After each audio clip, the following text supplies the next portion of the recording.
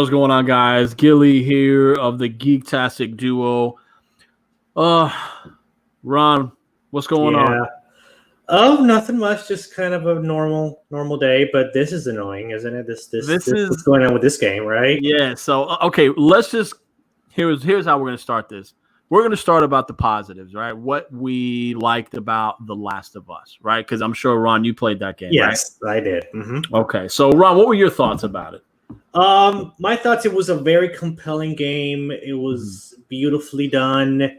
Told a compelling story about these characters. The beginning really pulls at your heartstrings. Like the way the game begins, you just if you don't cry at the beginning of the game, then you have no soul, really. I didn't cry at the beginning of the game. I love zombie movies. I love zombie TV shows, zombie culture, zombie comics. It starts out just as you'd expect in a high-octane zombie apocalypse, trying to protect his daughter. Yeah, I get you. It's gut-wrenching, and it's sad. And me as a father now, like, I get it. Yeah. But the game was good. And the ending, though, the ending of the game made me really conflicted. I don't know if we should talk about details. I mean, the game's super old, so if you haven't played it, let's talk. Let's get right into it. I mean, let's go right into the ending. What did you like about it? It's not that I didn't. It's not that I didn't like it, but what made me feel conflicted was what Joel did. Like, all right. So before we get into what Joel did, I enjoyed The Last of Us. I thought the gameplay was fun. I love the stealthy, gritty mechanics of the game. Again, it holds nothing back. And for end of the world enthusiast, for me, I was at my heart's content. Now, when we get to the ending, right? For those who don't remember, basically we have something called Fireflies, and this is like a little militia group that's kind of trying to find a cure to the virus that's been spread out by these plants or something. The fungus, that are spreading out all over. That is, that's like the zombifying of the human race. But the clickers, the clickers. So I like that there's a group out there trying to find a cure. Yeah. Why? Because I wrote Under the Flesh. It's one of the zombie comics I wrote, and my thing is trying to go about the zombie apocalypse a different way. I play into the stereotypes, but then I want to flip it on its head. One thing I liked about The Last of Us is that they're trying to look for a cure. They believe, they could beat this. And I like that. And for some reason, Ellie is immune. For whatever reason, she's immune. Now, Joel, right, we get that he's a protector. We get this father figure. I get all that because of what he'd been through. And this attachment that he has for Ellie, for me, is I get it. But at the end, for me, is where I see Joel as a selfish, gutless murderer. That's just how I see him. You might see him as a hero of heroes, but did you also feel conflicted at the end with what Joel did too? Yeah. Here's what bothered me about it, because again, I love these type of stories, right? And for me, what ruined Joel is the fact that there's a cure for the human race, and it's a lot, right? And it's sacrifice, right? There's a decision here that it's Ellie's right to make that decision. Now, even though she didn't know, I think she would have made that choice if she had known. Right. Yeah.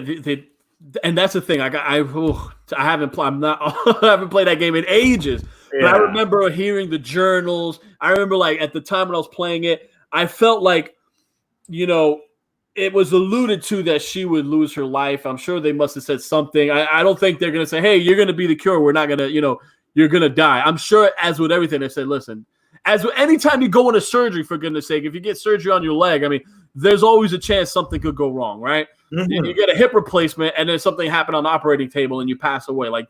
Things have happened. So you can imagine what her being the source of the cure, it's almost guaranteed that she'll die. Maybe she didn't know that, but that's what makes for a compelling story. But I think she would be okay with that. I think she would be okay with that. If I know Ellie from how I knew her playing the game and how she, as bleak as she saw the world, I would like to imagine that knowing everything that was at stake, she would willingly give her life to find the cure. Mm-hmm. Not only that, Marlene, who was the head of the Fireflies, was very close to Ellie's mother, Mm-hmm. right? So it's not like she's just some stranger. There's a connection there as well. So for Joel to just steamroll in as if he's a superhero dude, as if he's making the right choice, for me, it's obvious that the choice he was making was definitely selfish. And Ellie, the fact that Ellie still sticks around with him, I mean, not only was it selfish, but it was really brutal and really violent. yeah, no, for sure. I mean, that's what makes the game, right? Yeah. So that for me, that like I said, I love these kind of stories, but as a character, for me to root for Joel, like it was hard for me. It's like, dude, we're in this new world, okay? Ellie's not your daughter, right? I get the feeling to protect. I get that family doesn't. It's not about blood. It's about what we've been through. I get that. But when you play the game, from the span of you getting to Ellie up until the end, I mean, I don't know how long that was. It's not like years were going by where you have this relationship where he attached to her. It was almost like a sick psycho type of attachment. You know what I mean? Weird. It's weird. It's very weird. But the point is, we both enjoyed the game. It was compelling. It made you think. You know, right. When I found out there was going to be a sequel, I was like, okay, I can do a sequel. Let's see what happens for a sequel. I was definitely looking forward to the sequel. Now, before we got to the sequel, I know there was a DLC. I never played the DLC. Yeah, I know The Last of Us had a comic, and I remember buying the comic. And I remember not being so crazy about the artwork. For me, when I get into The Last of Us, we see this gritty world brought to life through the PS3 at the time. It's almost hard to just go into this, I don't know, this fluffy style of comic art style. Like, it didn't go with me. I played the DLC. I didn't play the DLC. Now, in the DLC, they sort of outright imply that Ellie is a lesbian. I was like, okay, well, whatever. And for me, that doesn't hinder the story. Yeah, it's okay. The story was still good. I still enjoyed it. And whatever. I mean, obviously, they took that idea in the sequel and they ran with it. Obviously, here's the thing: when you go to the sequel and you see the trailer, and it's like really, really heavily implied there that lesbian, the narrative's going to be around that. I know we're dealing with the love story to a degree. When it's the end of the world story, and it's, I get if we're dealing with Ellie around her age, and I understand that she's good. It's obvious she wants to explore, have a romance, have a love interest. I mean, it would be. I get it, right? But here's where the marketing for that part is where I was getting a little turned off. Like you're centralizing the narrative based on the fact that she's like a lesbian, and for me, it's like everything is about the story. And like when you're on Twitter, you're getting like this pride and this and that, and it's just like showing Ellie holding hands, and I guess with the love interest she had. And okay, that's great, but what does that have to do for the story? I'm all for that. That's what they focused on. That's what it was all about. The advertising, the marketing behind the game. It was like, well, what's the story? What's the conflict? I don't know what the conflict is here. And now we know what's part of the conflict is, and I don't like it at all. Right. So there were some leaks that happened. Someone at Naughty Dog was disgruntled and decided to just spread all of the spoilers regarding The Last of Us 2. They shared plot details. They shared the ending, I believe. I'm not going to go into all that. What I am going to go into is one part of where I feel they're really missing the ball with this end of the world story. And there's a spoiler alert coming if you guys didn't know. Like the antagonists are like cult. I want to call them cult. Some extremist Christian cult. It's an extreme Christian cult, right? And any Christian out there could feel offended. We get it, right? And we live I'm a little offended. But hey, we live in this day and age where if you can't say faggot without offending the gay community, you can't say this. You got to be political. I get all of that. I get that. If you want to make a story and have Christians as the bad guys, okay. I mean, it's not something like we haven't seen before. True. If you've seen The Mist, right, where they're in the supermarket, we have the Christian woman or the I guess you could say the God-fearing woman or the religious woman, however you want to call it, where she's saying this has been prophesied, this and that, and she has, everyone in the supermarket expiation, and they're like kind of like they're going to sacrifice people. Like, they bought into that, and I get it. When people are scared, when people are delusional, like I could understand that happening. Now, the problem with me here is because we have this Christian group, extreme Christian group, and from what I understood, as far as the story goes, the whole idea is that they're hunting, Ellie and her girlfriend, for whatever reason, because they're homosexual, because their sexual identity, right? So this is where I got a problem, because again, this becomes more of a propaganda piece. It becomes more of an agenda tool, and it's pervading the video game space, right? I love The Last of Us. And even when things were as they were with the tweeting of the heavy SJW influence of The Last of Us 2, I said I still plan to buy the game because I have to play it for myself. Mm-hmm. But considering just what I've seen, it's like, you know what, I'm gonna play the game. I'm gonna play it by renting it. I'm gonna play it. If a friend buys it, maybe I'll borrow his copy. I'm not paying for this though. I'm not gonna actually.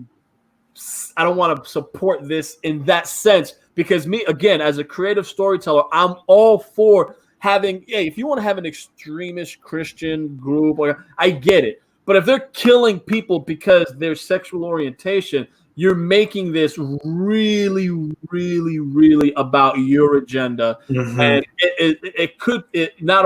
it does come across as highly, highly offensive, right? Because everything on Twitter or in the world is like, if you say this, if you say anything that's against homosexuality, you're homophobic, right? Yeah. But you can bash on Christianity, and that's okay. Yeah. What if we made a game where the main bad guys were a group of homosexuals that were killing straight people or something? Yeah.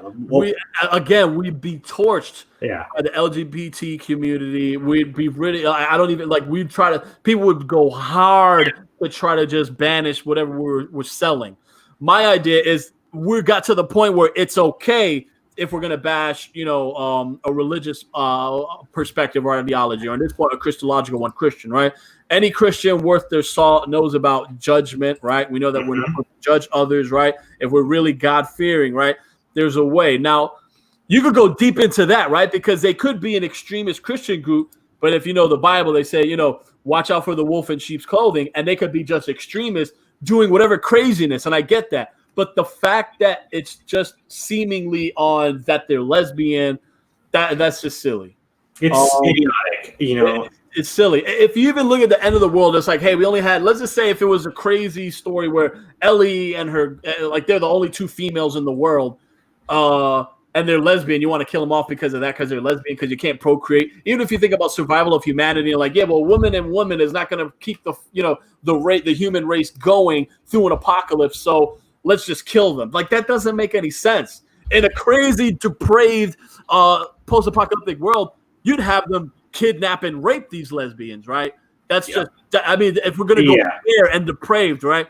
But you wouldn't have them hunt them down and just kill them for the fact that they're lesbian. Like, that doesn't make any sense to me, aside from pushing a narrative and aside from really getting into the NPC politics, LGBTQ mob mindset. Mm-hmm. And for that reason is why I'm not looking to support this game with my hard-earned money. Where I was, and if you could search back on Twitter where I said I was willing to buy this game and review it. But after the leaks came out, I'm disappointed. I love the first Last of Us. It left Ron in a way where we were conflicted, right? That's great storytelling, right? Yeah. But it seems like they're going left field. I'm done. I'm not even gonna bother with this. Hey, it's one less game I gotta buy, so I save money. So.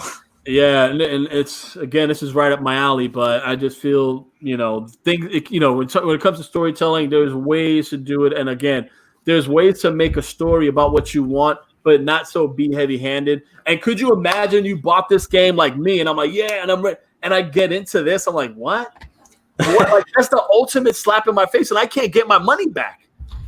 So what I do, I make a video of me cracking the Blu-ray disc, on my YouTube channel, and that would probably give me a little bit of satisfaction. But again, I supported that, and that's the problem. right? And a lot of times we see movies that kind of cater, towards this, the alphabet mob mentality. And you watch it in a movie, you're stuck. Suicide Squad, they want to go a certain way, then they want to blame toxic masculinity, why it failed. Terminator Dark Fate, you want to shoot John Connor and then put the savior as this Mexican chick. It's like, what are you doing? Well, I mean, I hate to bring this up again, but this new Star Wars show by, I can't remember her name, but the female centric one. Right, so, exactly. So they put that out there as female centric. And that's the show, though. You get. I mean, but imagine you watch a movie thinking something's going to be like that. Like, imagine someone didn't know about this SJW crap, this alphabet mom mentality, this diversity. This guys, right, that we just offer diversity, but it's really just to pander your politics, right? And they go watch Terminator Dark Fate. They'd have the rug swept from under their feet. It's like, what? They would, they'd be totally blindsided, and you paid for that. You can't get that money back. Oh no, that's why you gotta. This is the same thing that's going into video games. It's like, you can't. You're done. You pay your money. Then you supported that when ultimately you would never. You wouldn't have. And as a fan, the fan deserves most of the respect. We play video games for escape, right? Movies. We play video games. We read comics. That's what we do. We're the smartest consumer out there, but I get that there's escapism, that there's challenging with good narrative and all that. Yeah, of course, right? But at the same time, you got to respect your fan base. Yeah, the guy at Naughty Dog right now, he doesn't respect. He doesn't respect us. I mean, I used to love Naughty Dog. I mean, the Uncharted games are one of my favorite game series of all time. I love those games so much. But when they got new management in, he's a raging SJW, and he's putting this stuff in these games now. I'm like, well, I'm done. That's it. It's over. And before we close it out, I'm going to say I'm all for giving underrepresented voices a platform to create stories, to have their side heard, right? But I'm not for it when it comes to mindless pushing agendas. That's what I'm not for. I'm all for the story, respect the story. I could care less about sexual orientation as long as the narrative is first, and it's kick ass and with respect to the consumer. I don't need things jammed in my face, shoved down my throat, and that goes double when it comes to escape culture, when it comes to video game culture, comic books. It's the last thing I need. Mm-hmm. Anyway, guys, let us know your thoughts. Are we maybe, a little too rough around the edges with our opinions here? Did we offend you? What do you think? Are you on board with The Last of Us 2? Were you excited? Are you excited for it? Were you excited for it now? Maybe you heard about this, they that took it away, or you could care less. You're still going to buy the game, and let's see what happens. Guys, let us know your thoughts. This is the GEEKTASTIC Duo, where we talk about video games, Netflix TV shows, comic books, crowdfunding. We're all over the place. Yeah, we're going to do more video game stuff too, so stay tuned. Yeah, video game is my heartbeat right there. Anyway, guys, please like and subscribe. We're trying to grow our channel, and we feel we have a good voice, and we also create comics on top of that. Till next time, guys, as always, geek out. Geek out, guys.